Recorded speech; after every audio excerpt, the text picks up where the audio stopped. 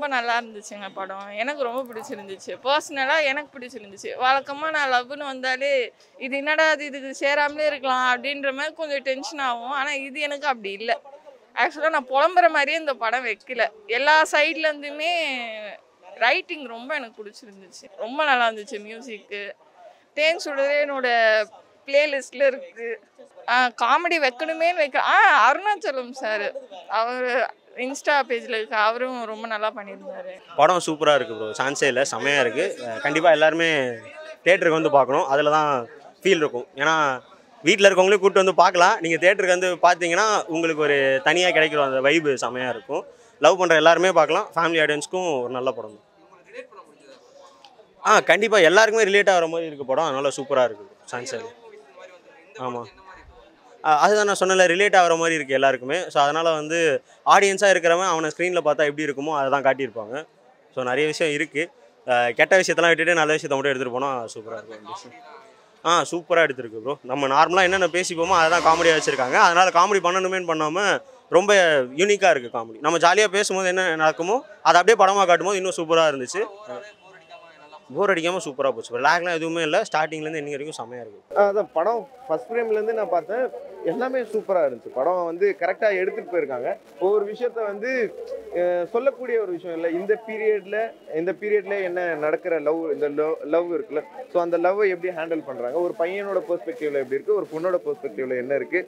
நீங்கள் என்ன தான் டெக்னாலஜியாக வந்தாலும் லவ் வந்து லவ் தான். ஸோ ஆதி காலத்துலேருந்து இந்த காலம் வரைக்குமே லவ் பண்ணுறது அதோட பிரச்சனைகளும் சூழல்களும் தான் மாறுது. ஆனால் அந்த பிரச்சனையை நம்ம எப்படி ஹேண்டில் பண்ணணும் அப்படின்ற ஒரு விஷயத்த வந்து கரெக்டாக சொல்லியிருக்காங்க. அதை எப்படி நம்ம புரிஞ்சுக்கணும், லவ்ன்றது வந்து நம்ம தாக்கு பிடிச்சி தான் பண்ணணுன்றது இல்லாமல் அவங்க ஃப்ளோவில் விட்டால் தான் அது என்ன நடக்குதோ அந்த விஷயத்துக்கு எடுத்துகிட்டு போகணுன்றது வந்து சூப்பராக சொல்லியிருந்தாங்க. ஸோ நல்லா இருக்குது படம் பார்க்கும்போது. ஸ்லோ மூவி, அதாவது ஸ்லோ மூவி மீன்ஸ் என்ன சொல்கிறது, அந்த கதைக்கான ஒரு ஸ்லோ ஃபேஸ் ஒன்று இருக்கும். இப்போ ஒரு கைண்ட் ஆஃப் பேச்சுலரில் நீங்கள் பார்த்தீங்கன்னா ஒரு ஃப்ளோ ஒன்று இருக்கும்.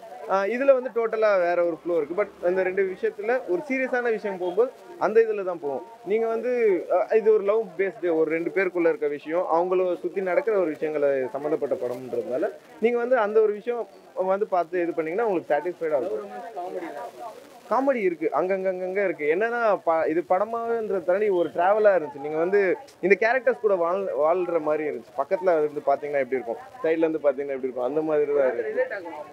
ரிலேட் ஆகும், கண்டிப்பாக ரிலேட் ஆகும். நீங்கள் நல்லா லவ் பண்ணியிருக்கீங்க, லவ்வில் சண்டை வந்திருக்கு, பிரேக்கப் ஆகிருக்கு உங்களுக்கு, அதுக்கப்புறம் சேர்ந்துருக்கீங்க. ஸோ இந்த மாதிரி விஷயம், அதுக்கு ஃப்ரெண்ட்ஸ் எப்படி ஹெல்ப் பண்ணுறாங்க, என்னென்னலாம் இருக்குது. ஸோ இந்த விஷயத்த எல்லாமே பார்க்கும்போது உங்களுக்கு கனெக்ட் ஆகும். ஸோ அந்த விஷயம் நல்லா இருக்குது படம். Music cinematography ultimate. ஸோ எல்லாமே நல்லா இருக்குன்னா பண்ண ஆர்டிஸ்ட் எல்லாமே சூப்பராக பண்ணியிருக்காங்க. ஸோ கண்டிப்பாக நல்லா படம் ரொம்ப நல்லா இருக்குது. ஆடியன்ஸோட பார்த்தது எனக்கு பயங்கர ஹாப்பியாக இருந்தது. ஆக்சுவலாக ஃபஸ்ட்டு பயந்துட்டே தான் பார்த்தேன், எப்படி ரியாக்ட் பண்ண போகிறாங்க என்னன்னு தெரில அப்படின்னு. பட் எல்லா இடத்துலையுமே கரெக்டாக எங்கெங்கே சிரிக்கணும், எங்கெங்கே சைலண்ட்டாக இருக்கணும், எங்கெங்கே ஃபீல் ஆகணும், எல்லாமே ரொம்ப சூப்பராக கனெக்ட் ஆச்சு. இன்ஃபேக்ட் எனக்கே நிறைய இடத்துல கௌரி பிரியா, மணிகண்டன் அவங்க ஆக்டிங் எல்லாம் பார்த்து அழுகே வந்துருச்சு. ஸோ அந்தளவுக்கு ரிலேட்டபிளான ஒரு கண்டென்ட்டாக இருக்குது. பயங்கரமாக என்ஜாய் பண்ணாங்க, கிளாப் தட்டினாங்க, விசில் அடித்தாங்க. பயந்துட்டே தான் இருந்தோம், நாங்கள் டீமாக தான் வந்து பார்த்துட்ருக்கோம். எல்லாருமே ரொம்ப ஹாப்பி ரெஸ்பான்ஸை பார்த்துட்டு. ஆனால் செம்மையாக இருந்துச்சுண்ணா, ஒரு பக்காவான ஒரு படம் பார்த்து ஒரு ஃபீலு, பயங்கர லவ்வாக, ரொம்ப சந்தோஷமாக, நிறைய உணர்வு, ரொம்ப அழகாக ஆடியன்ஸுக்குள்ளே கொண்டு போய் வெளியில் கொண்டு வந்து புரிய வச்ச ஒரு படமாக இந்த படம் எனக்கு இருந்துச்சுண்ணா.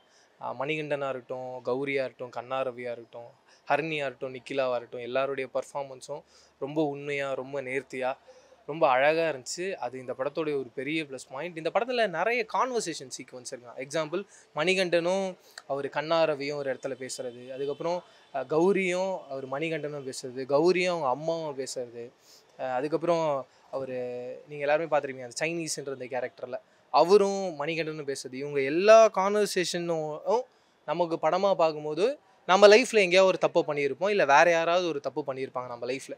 அதை புரிய வச்சு அது இதனால தான் நடந்தது, இவ்வளோ தான் லைஃபு, இதுதான் புரிதல்ன்றதை காட்டக்கூடிய ஒரு இடத்துல இந்த படத்தோடைய செகண்ட் ஹாஃப் எனக்கு ரொம்ப ஃபேவரட்டாக. ஒரு சில படங்கள் நம்ம சொல்லுவோம்ல, இது என் மனசுக்கு ரொம்ப பிடிச்ச படம், ரொம்ப நெருக்கமான ஒரு படம்னு, அப்படி ஒரு படமாக இந்த படம் இருக்கணும். சியான் சாரோடைய மியூசிக்கு எக்ஸ்ட்ரானரியாக இருந்தது. ஒரு கட்டத்துக்கு மேலே எப்பயாவது ஒரு சில வாட்டி தான் நம்மளை அறியாமல் நம்ம ஒரு விஷயத்தை நம்புவோம், பார்ப்போம். இந்த படத்தோடைய மியூசிக் எனக்கு அப்படி இருந்துச்சு. அந்த பேக்ரவுண்ட் ஸ்கோரில் ஏதோ ஒரு மேஜிக் இருக்குது. நம்ம ஒரு சில வாட்டி அந்த கடவுளை பார்க்கும்போது நம்மளை அறியாமல் அவர் இருக்காருன்ற நம்ம நம்புவோம்ல, அது கடவுளாக இருக்கலாம், யாராக வேணா இருக்கலாம். அப்படி ஒரு மேஜிக், அப்படி ஒரு உணர்வை இந்த படத்தோடைய மியூசிக் தருது. அதுக்கு அவர் ஷியானுக்கு ஒரு பெரிய ஹேட்ஸ் ஆஃப். பயங்கரமாக இருந்துச்சு. ஒரு ஆளாக ரைட்டிங்காக படத்தோடைய டேரக்டர் பிரபு வியாஸ் அவருடைய ரைட்டிங் பயங்கர ஸ்ட்ராங்காக எல்லா கேரக்டருக்கும் ஆர்க் கொடுத்துருந்தார். எப்பவுமே ஒரு ஹீரோயினோட கேரக்டருக்கு தான் ஆர்க் இருக்கும். இந்த படத்தில் அப்படி இல்லை. அவங்க ஃப்ரெண்ட்ஸ் கேரக்டர் எல்லாருக்குமே ஒருத்தவங்க வந்து ரொம்ப சர்க்கிளாக அவங்க லைஃப்பில் இதுதான் புதுசாக ஒன்று. ஏன்னா ஒருத்தர் ஐடி உள்ளே போகிறாங்கன்னா அவங்க லைஃப் எப்படி இருக்கும், ஒரு கிராமத்துக்குள்ளே போகிறாங்கன்னா அவங்களுடைய ஆர்க் ஒன்று இருக்குது. அப்புறம் ஹரிணி ஒன்று பண்ணியிருக்காங்க, அவங்களுடைய ஆர்க்கு என்னென்னா அவங்க ஒரு மாதிரி பாஷாகவே இருக்க ஒரு ஆளாக எல்லாத்தையும் ட்ரை பண்ணணுன்னு ஒரு ஆளாக இருக்காங்க. அப்படி எல்லா கேரக்டருக்கும் ஆர்க் கொடுத்து ஒன்று பண்ணியிருந்தாங்க. அது இந்த படத்தை இன்னும் ரொம்ப உண்மையாகவும் ரொம்ப ப்ளசண்ட்டாகவும் ஒரு அடுத்த லெவலில் கொண்டு போகிற ஒரு படமாக இருந்துச்சுன்னா, மலையாள சினிமான்னு எப்பவுமே சொல்லுவோம்னா அந்த படத்தை நம்ம ஓடிடியில் வரும்போதெல்லாம் கொண்டாடி தள்ளுவோம். எனக்கு தெரிஞ்சு தமிழில் ஒரு மலையாள சினிமா பார்த்து ஒரு ஃபீல் இருந்தது.